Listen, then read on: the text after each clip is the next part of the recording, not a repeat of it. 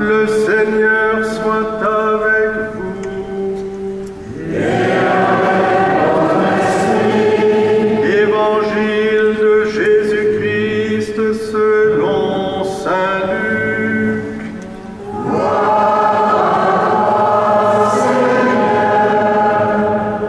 Au chapitre 10e, en ce temps-là, parmi les disciples, le Seigneur en désigna 72, et il les envoya deux par deux en avant de lui, en toute ville et localité où lui-même allait se rendre. Il leur dit: la moisson est abondante, mais les ouvriers sont peu nombreux. Priez donc le maître de la moisson d'envoyer des ouvriers pour sa moisson. Allez, voici que je vous envoie comme des agneaux au milieu des loups. Ne portez ni bourse, ni sac, ni sandales, ne saluez personne en chemin. Mais dans toute maison où vous entrerez, dites d'abord: paix à cette maison. S'il y a là un ami de la paix, votre paix ira reposer sur lui, sinon elle reviendra sur vous. Restez dans cette maison, mangeant et buvant ce que l'on vous sert, car l'ouvrier mérite son salaire. Ne passez pas de maison en maison. Dans toute ville où vous entrerez et où vous serez accueillis, mangez ce qui vous est présenté, guérissez les malades qui s'y trouvent, et dites-leur: le règne de Dieu s'est approché de vous. Acclamons la parole de Dieu.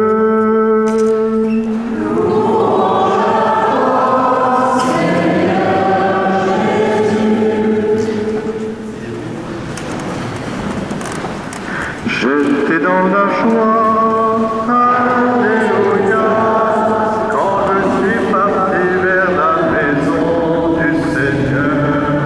J'étais dans la joie, alléluia, quand je suis parti vers la maison du Seigneur.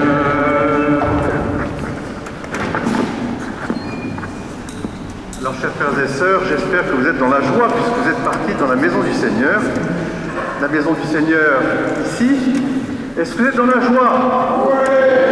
Ben oui, moi je suis content de voir nos paroissiens, nos amis aussi juilletistes, comme on dit. Et parmi nous, à Auguri, il y a une communauté italienne. Ils sont venus pour faire du vélo et ils sont là. Alors, de la Grappa, Montagna Grappa, c'est ça? Si. Alors, soyez bénis à Auguri. On vous accueille avec joie.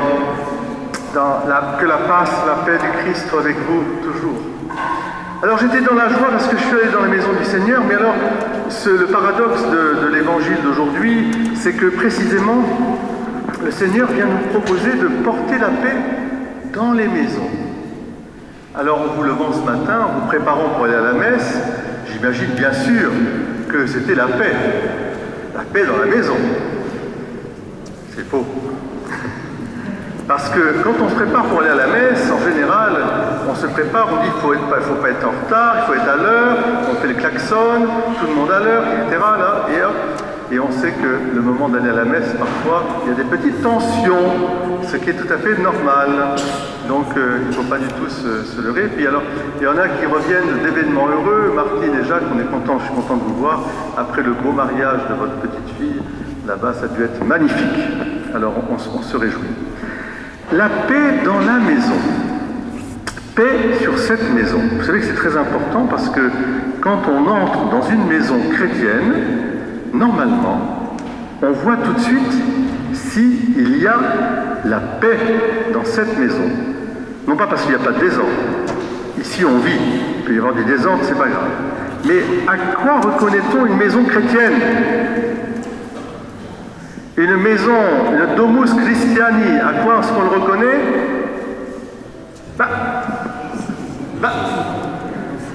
Quoi? Il y a un Bouddha? Ah bon? Il y a la croix. Quand je rentre dans une maison, il y a la Vierge Marie l'Enfant, et il y a une croix, bien sûr.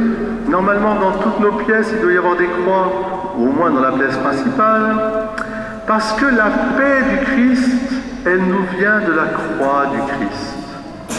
C'est ce que nous a dit Paul dans l'épître d'aujourd'hui. Hein. Eh bien, si je puis me glorifier, je me glorifierai de la croix du Christ par lequel le monde a été racheté. Moi-même, j'ai été racheté. Car la Pax Christi, la paix du Christ, c'est la paix par la croix. Et quel est le message de cette paix du Christ? C'est quoi, Marie-France? La paix par la croix. Éloi. Aimez-vous les uns les autres. Ah oui, comme je vous aime. oui, parce que aimez-vous les uns les autres, tout le monde veut s'aimer les uns les autres.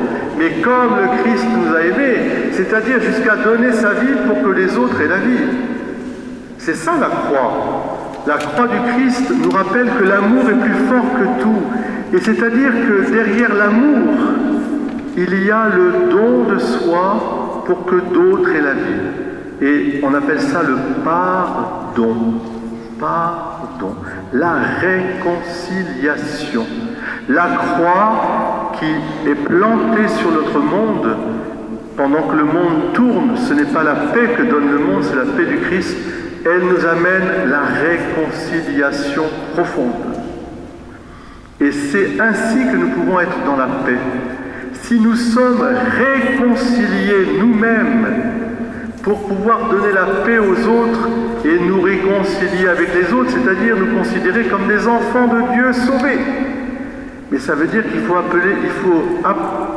accueillir la paix en nous. Car rappelez-vous, Dieu nous a demandé de nous aimer les uns les autres.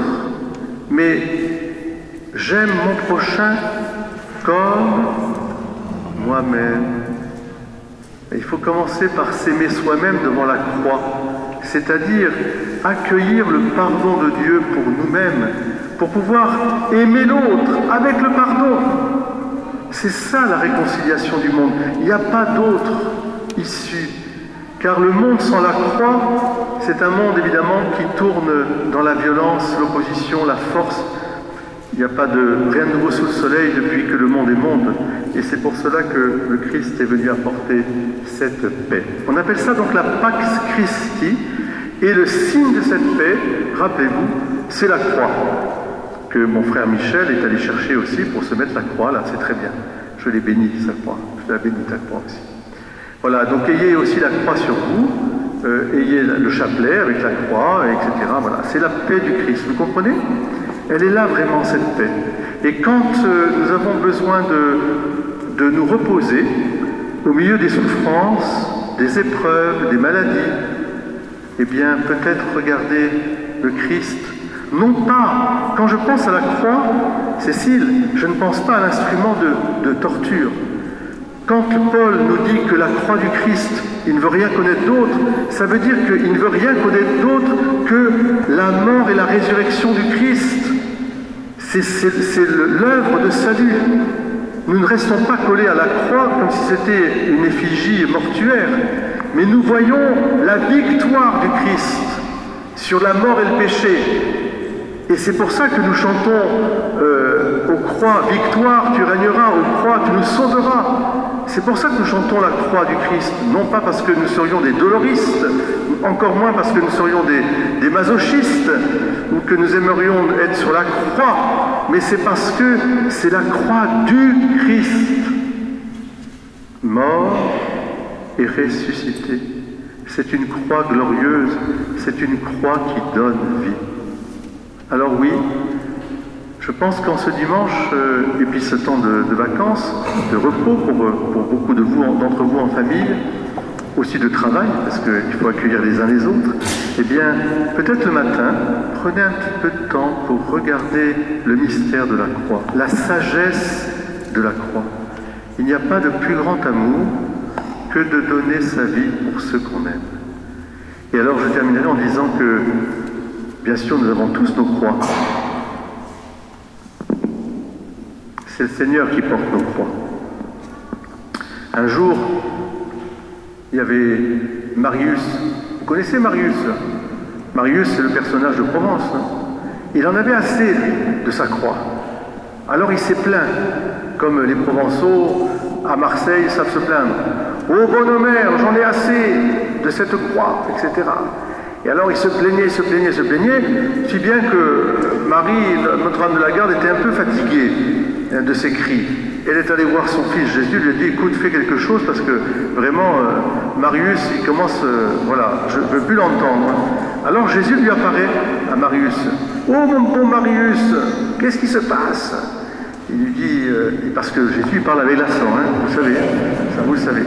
Alors il dit, oh, mon petit Jésus, eh bien, j'en peux plus, j'ai ma croix. Ma croix, d'abord, je suis fatigué, j'ai mes épreuves, et puis alors je dois porter ma femme, enfin, et vice-versa d'ailleurs, et etc. J'en peux plus. Il y a les enfants, etc. J'en peux plus. Bon, je ne veux plus porter cette croix. Alors Jésus lui dit, écoute, mon bon petit Marius, viens, je t'amène. En face de Notre-Dame de la Garde, il y a un grand hangar, de l'autre côté d'ailleurs, à l'Estac on va dire. Je t'emmène là-bas, il y a un hangar, et tu vas regarder, c'est un hangar à croix. Un peu comme Décathlon, vous imaginez, vous rentrez, vous n'avez que des croix. Et là, vous rentrez, et tu choisiras toi-même ta croix. Alors Marius, il y va presto subito, il va choisir sa croix. Alors il rentre, il regarde, oh là là, il voit une croix encore plus grande que celle qui est là. Vous voyez, il dit, oh là là, certainement pas, je ne vais pas la prendre celle-là. Et puis il en voit de partout, il en voit, il y a des petites, nanana, etc. Il fait tout le tour du grand hangar jusqu'à ce qu'il trouve un petit tiroir, il tire une petite croix. Une piccolo croce, toute petite. Et alors, il se retourne vers Jésus, il lui dit, oh Jésus, j'ai trouvé ma croix, c'est celle-là que je prends. Et alors, dans le texte, je vous promets que c'est vrai. Jésus a répondu en provençal, Oro bouillon, c'est celle que tu portes. Amen. C'est tout.